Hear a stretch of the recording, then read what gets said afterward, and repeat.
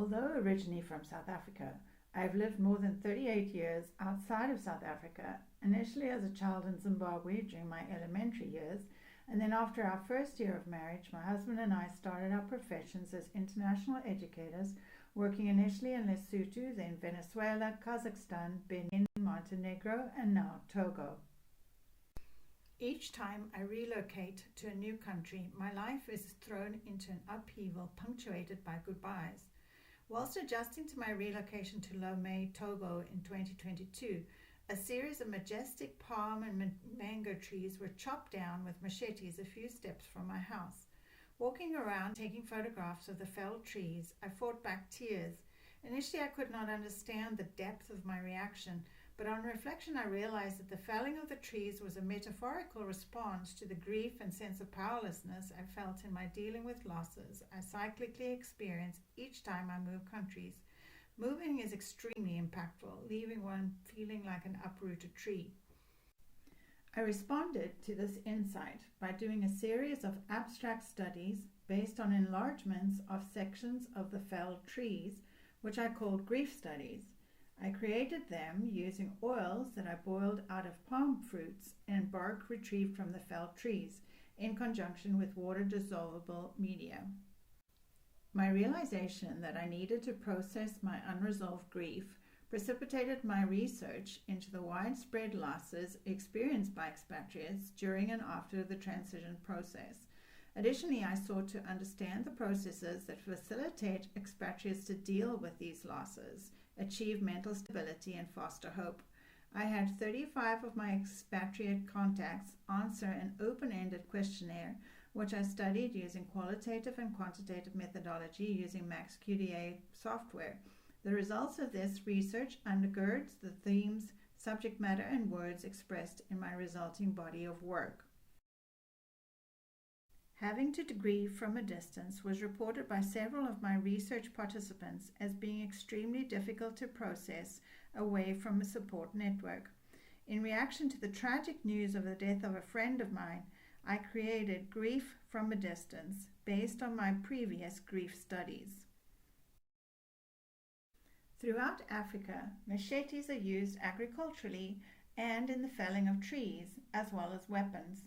Machetes symbolize for me the feelings of dismemberment, dislocation, and isolation one feels when first trying to adjust to a new country. Through experimentation, I discovered that by using homemade printing inks made from dishwashing liquid, acrylic paint, and clothing dyes, I could create unique monoprints from the blade of machetes. These prints then inspired me to develop 2 different series. Each artwork expresses differing aspects of the losses experienced by expatriates. Discarded items remind me of our family's need to radically reduce our household items to within airline baggage restrictions each time we move.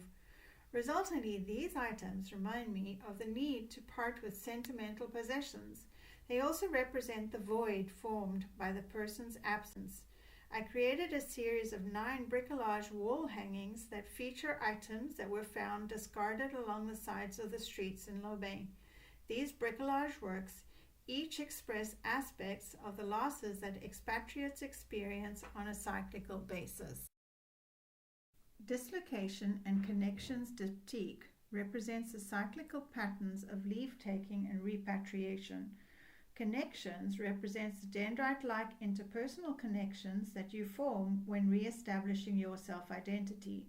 Dislocation, on the right, expresses that devastating feeling when the wheels of the airplane leave the tarmac for the last time.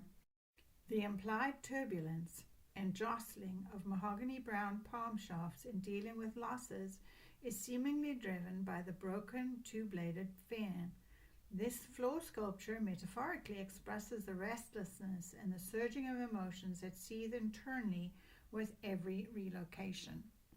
My home installation expresses the difficulties and fragility of trying to create a sense of home within a land whose culture, climate, and language is completely different from anything you have ever experienced. And yet, as a parent, you have to prop your family up despite feeling fragile yourself. The life of an expatriate is not all negative. Expatriates can process their losses, helping them to deal with their grief and enabling them to nurture hope. These mini prints are a part of my Hope series, made by rolling cooked palm fruit with homemade printing inks. The front room of my solo exhibition was held in the multi-purpose lounge and library area of the Kucha International School of Togo. This photograph shows a selection of my differing format artworks working together to form a display. The mini prints worked well standing along the bookshelf. In preparation for my solo exhibition, I created a website, advertisements, invitations, an online catalog, pamphlets, and business cards. As Togo is a French-speaking country, the majority of these were also available in French. The highlight for me was having members of my audience participate in an interactive installation, Nurturing Hope. The saplings that I had rescued from amongst the felled trees were installed along with rows of moringa saplings on the landing of the stairwell visible from the front entrance. Visitors wrote a word or phrase on paper machetes expressing their key losses. They then stuck their machetes to the glass sides of the stairwell. They were also encouraged to take home a moringa sapling to plant and nurture as a symbol of hope. The nurturing of plants and spending time in nature featured as being a key means to help cope with expatriate losses. Despite having a very small social circle, my networkers helped to draw an encouraging audience. I was particularly delighted that expatriates were well represented, as well as the fact that 5 Togolese artists visited my exhibition. The way in which my artwork resonated with them was an inspiring experience.